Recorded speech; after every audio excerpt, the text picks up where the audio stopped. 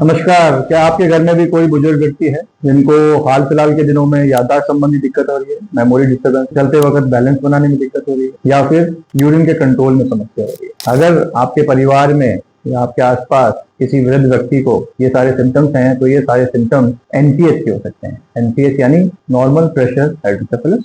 ये एक बीमारी है जिसमें ब्रेन में जो हमारा फ्लूइड होता है, सीएसएफ, वो अधिक मात्रा में इकट्ठा हो जाता है और उसके प्रेशर सिम्टम्स की वजह से जो लक्षण उत्पन्न होते हैं उन्हें हम देखते हैं। तो इसमें मेन 3 है, यानी चलते वक्त दिक्कत, gait disturbances, dementia, memory issues and urinary incontinence, यानी कि यूरिन के कंट्रोल में समस्या। जब ये तीनों सिम्टम्स एक साथ मिलते हैं तो ये बहुत स्ट्रांगली इंडिकेट करते हैं कि व्यक्ति को एनपीएच हो गया। एनपीएच का डायग्नोसिस कैसे करें? तो एनपीएच जो एक डायग्नोसिस है वो मेनली क्लिनिकल डायग्नोसिस है। बाकी रेडियोलॉजिकली सीटी या एमआरआई में जब वेंट्रिकल्स जो होते हैं ब्रेन में वो डायलेटेड दिखते हैं। तीसरा, कुछ इंडेक्सेस होते हैं जैसे इवांस रेशियो, जो रेडियोलॉजिकल इंडेक्सेस है, उनसे हमें पता चलता है।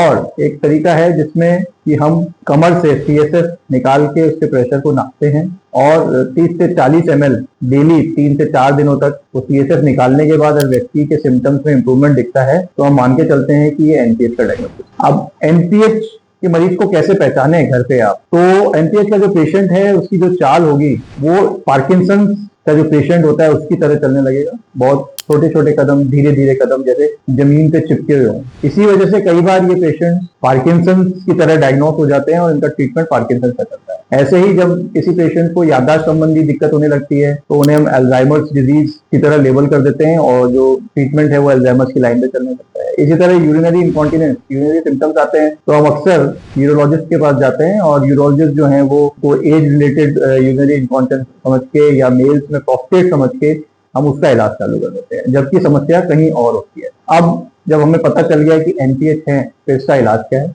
इसका इलाज मोस्टली सर्जिकल है। एक बहुत ही छोटी सर्जरी होती है जिसको हम वीपी शंट कहते हैं, यानी वेंट्रिकुलोपेरिटोनियल शंट। इसमें हम सिलिकॉन की छोटी सी ट्यूब होती है जो जिसका एक सिरा ब्रेन में और दूसरा सिरा जो होता है वो पेट में डाल देते हैं। जो एक्सेस सीएसएफ जो होता है, जो वाटर होता है ब्रेन का, उसको हम वहाँ ड्रेन कर देते हैं। ये वीपी शंट 2 तरीके के होते हैं, नॉन प्रोग्रामेबल एंड प्रोग्रामेबल।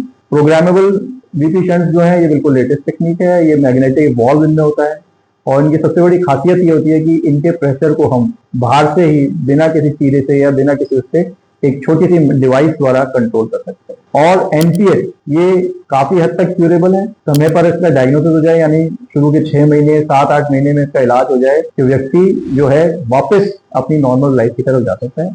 तो अगर आपको भी कोई ऐसा पेशेंट है जिसको ये सारी तीनों समस्याएं, यानी चलने में दिक्कत, मेमोरी इश्यूज और यूरिनरी इनकॉन्टिनेंस जैसी समस्याएं हैं, तो ये एनपीएच हो सकता है। आप अपने किसी पास के न्यूरोलॉजिस्ट या न्यूरोसर्जन से इसकी जांच अवश्य करवाएं, क्योंकि ये काफी हद तक क्यूरेबल बीमारी है। थैंक यू, धन्यवाद।